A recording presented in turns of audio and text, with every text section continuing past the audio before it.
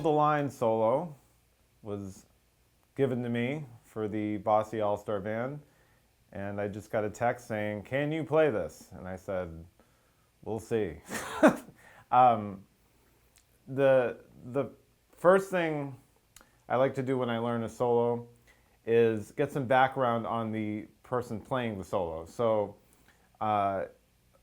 if you don't know, the guitar player is Steve Lukather, and he is fantastic. I've been a fan of his for a long time. I know that he is a master improviser, and when he does Hold the Line live, he never plays the same solo twice. He's one of those guys that goes into the studio and does a solo first take, one take, and then collects the check and goes home. And so in knowing that, I have a hypothesis that that solo in Hold the Line was just a completely improvised solo that he did in the first take.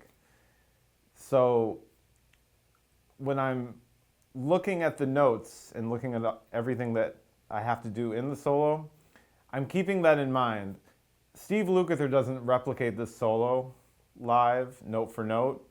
And so for me, I feel like there's some liberties I can take with it.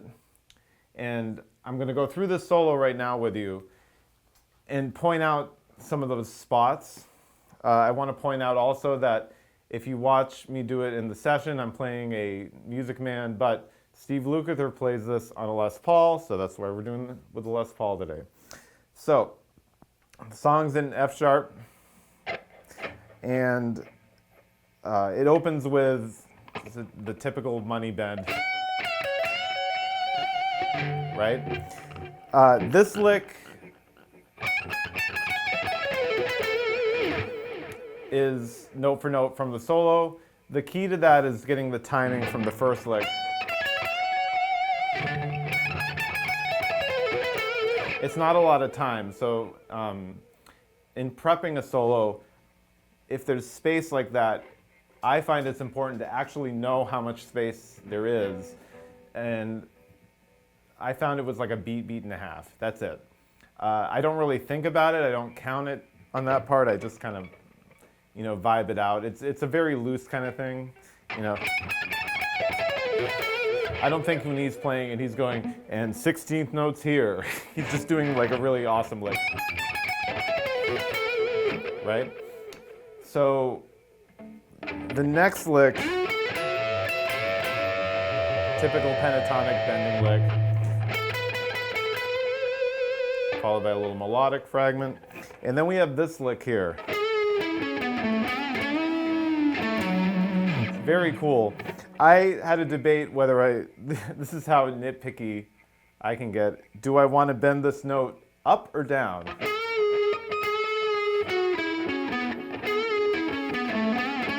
Or do I want to go down? So either this way or this way. I chose to go, because it's just easy, just for me, but I don't think there's a wrong way to do that. And then here, at the end of that little run, you have a whole step bend, and then you have to go right from that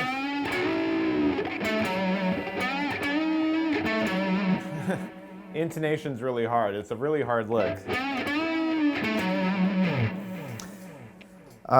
After that, cliche pentatonic bend again. And then this next part is where I kind of took some liberties. He puts on a heavy delay on his sound, and he plays kind of a stock pentatonic lick, something like that. The very first one he does isn't quite like that. I just chose to do the same lick 3 times, right? And then go to a high bend. And then from there, he goes from this bend to that. I threw in a couple extra notes. you know, just because I wanted to, right? So like, let's see. Now, this next part, when he bends the note, he plays on the 19th fret, and he bends up a minor third, which is 1, 2, 3 frets higher. On the guitar I was using for the session, the strings are a little stiffer, and I didn't want to, in practicing this and running through the rehearsals, keep doing minor third bends over and over again because I didn't want the string to break at some point. So this is one of those parts where it was a little more practical for me, instead of doing a minor third bend, to just go up 2 frets higher and do a half step bend. That saves my strings, it saves my fingers, you know. I won't apologize for it. But if you really want to do it authentically, you have to do these massive bends to get the right sound. Next we have, you know, not much to talk about there. That's exactly what's on the album. Now this fast run, I've seen a lot of different interpretations of this. If you look it up on YouTube or you look up some professional tabs, they write out the first 2 notes of this fast run, legato or with hammer-ons and pull-offs. If you listen to the solo, he picks it. He picks it 3 times. So I wanted to make sure I got that in there. Now, when I learn solos, I slow the recording down. I encourage you to do that too. I slow it down to half speed, just so I can get every little nuance of it. I noticed that to my ears, there's a chromatic run there that I didn't see any tabs or any videos show. It's so faint. And it's almost sped up, like he's grouping it in groups of 5. Knowing Steve Lukather's playing, he does throw a lot of chromaticism in his solos. So it might not be the universally accepted version. You know, you might see different notes on the D string for that part, but I chose to throw in a chromatic. Right? And then when you get down to the low E string, when you listen to the recording on the original, the notes that he's playing, they're definitely 16th note triplets, right? But they are mixed low, and even with an isolated guitar track, it's hard to make out the notes, what he's playing. I've seen different interpretations of this.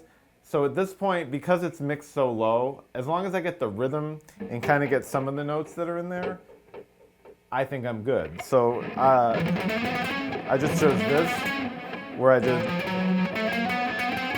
versus something like this.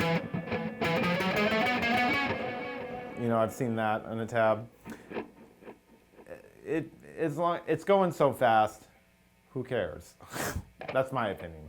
So, and then this next run, I have,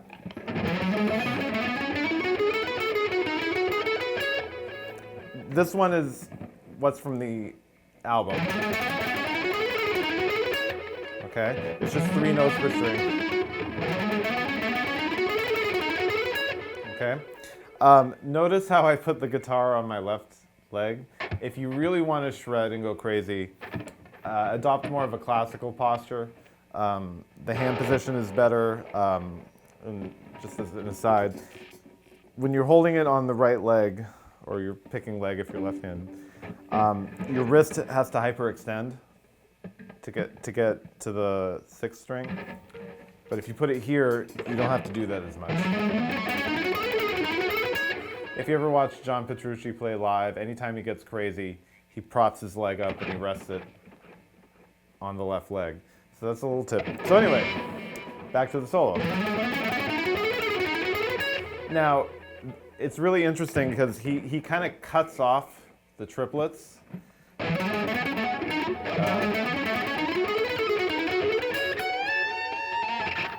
Here, most players would add a couple extra notes, like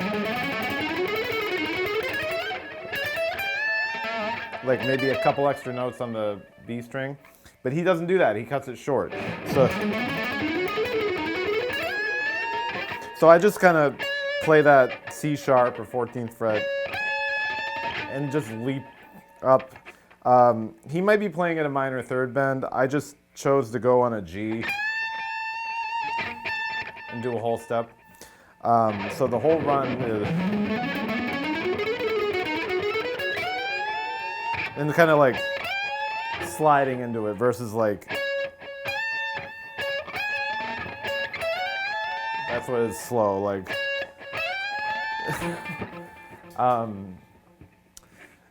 From there, let's see. I want to point out here that Steve Lukather in the solo does very wide vibrato. If you slow it down, you really hear it. I don't play like that, but you know, you can make a choice there if you want to be authentic or take some liberties. So subtle or right, your call. So let's see. And then, let's see, we're gonna have to cut this so I can remember the next part.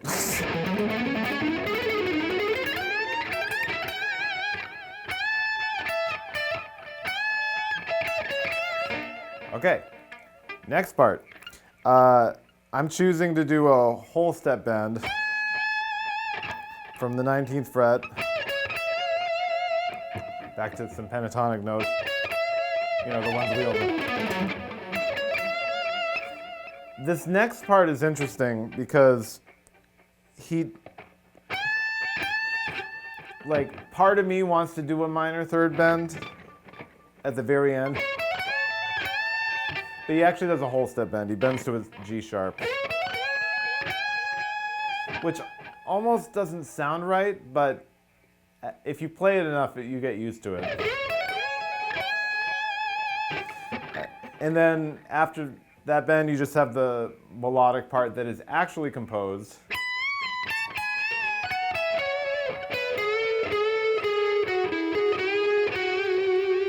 The hardest part of that is this bend right here from the 11th fret. If you want, you can go down with your third finger, if that's easier than that first finger, because you have 2 extra fingers to support it. That's one of the most nerve-wracking parts of the solo because the intonation, you have some half-step bends in there, you have a whole step bend.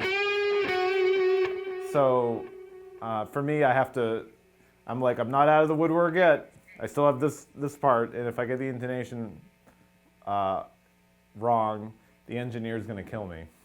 Because then I have to do it again, or they have to go in and edit, you know. So that's essentially the solo. I encourage you to watch Steve Lukather play live, even if you don't learn this solo. Watch him do his thing. It's stunning. Like what he can just throw out there like it's nothing. And yeah, that's it.